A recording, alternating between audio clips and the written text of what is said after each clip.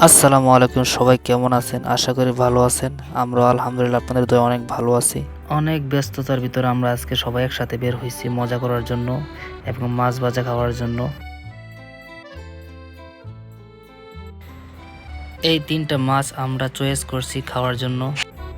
এখানেই হচ্ছে মাছটা ভাজা হয় এই কড়াইতে। এই কড়াইটা কিন্তু অনেক বড় এবং এই তেলটাকে কিন্তু ওরা সবসময় অনেক গরম রাখে।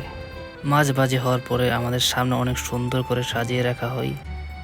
আর আমরা সবাই এখানে অনেকক্ষণ ধরে বসেছিলাম খাওয়ার জন্য।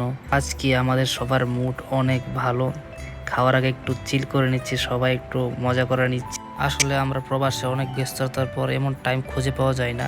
আমরা সবাই একসাথে হতে পারি না, কারো ছুটি থাকে একদিন, কারো ছুটি থাকে না। আমাদের খাওয়া দাওয়া কিন্তু শুরু হয়ে গেছে।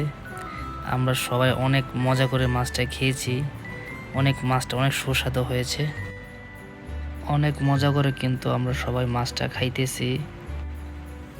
এই যে আমাদের খাওয়ার শেষ পর্যায়ে প্রায়, আমরা সবাই মাছটাকে অনেক মজা করে খেয়েছি। আর খাওয়া দাওয়ার পর 7 আপ না খেলে যেন আমাদের চলেই না। এটাই সেই রেস্টুরেন্ট যেখানে আমরা মাছ খাওয়ার জন্য এসেছি।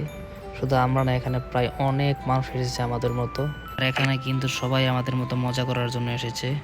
খাওয়া দাওয়ার পরে সবাই আমরা বিল দেওয়ার জন্য দোকানে গেলাম এবং তাকে বিলটা দেওয়ার জন্য তাকে ডাকতেছি। আমাদের বড় ভাই রানা, উনি কিন্তু বিলটা দিচ্ছে ওনার হাতে।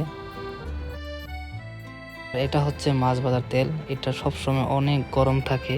এখানে কিন্তু আমরা সবাই একসাথে আসছি ওনার দোকানে ওনার মাছ ভাজাগুলো দেখার জন্য।